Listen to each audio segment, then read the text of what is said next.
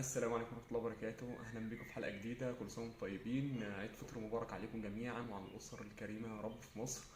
النهاردة إن شاء الله هتكلم في حاجات غريبة أول مرة تسمع عنها في ألمانيا. تمام، حاجات أول مرة تسمع عنها. طيب، أول حاجة معايا عايز أقول لك إن الألمان بيتكلموا بسرعة جدا، يعني تقريبا بياكلوا نص الكلام. تمام كده، دي حاجة. ثانيا بيتكلموا مع نفسهم، يعني لو هو عايز يعمل حاجة معينة فبيقعد يتكلم مع نفسه ان انا دلوقتي هقوم عايز اعمل كذا واعمل كذا واعمل كذا.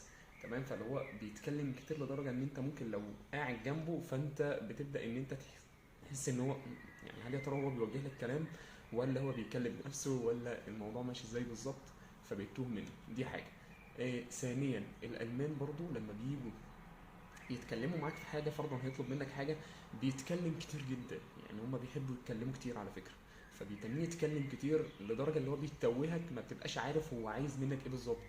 يعني هل يا ترى هو عايز مني خدمه معينه ولا هو عايز ايه بالظبط. بيتوه منه في نص الكلام لانه بيتكلم كتير. فرضا مثلا لو هو عايزك تنزل مكان معين تجيب منه حاجه او تعمل فيه حاجه، فيقعد يحكي لك بقى ان انت مثلا انت شخصيا تكون رحت المكان ده قبل كده، فاقول لك انت مش عارف من كام يوم كنت انا قلت لك اعمل كذا فانت نزلت مش عارف المكان الفلاني وعملت فيه كذا، فانا عايزك بقى تنزل تاني. فاللي هو طب ما تقول لي مثلا مباشر انت عايزني انزل المكان الفلاني واعمل كذا وخلاص. لا، هو بيتنيه يلف وبيتكلموا كتير جدا، بتتوه الشخص اللي قدامه. فخلي بالك من النقط دي كويس جدا. حاجه غريبه عايزكم تعرفوا عليها النهارده معايا، هو ان الالمان النكت بتاعتهم مش احسن حاجه خالص. فانت لو سمعت نكته المانيه مثلا انت مش هتعرف تضحك اصلا، لان بتحس النكته هي عباره عن موقف عادي خالص، لا يمت بصله خالص ان الناس تضحك عليه.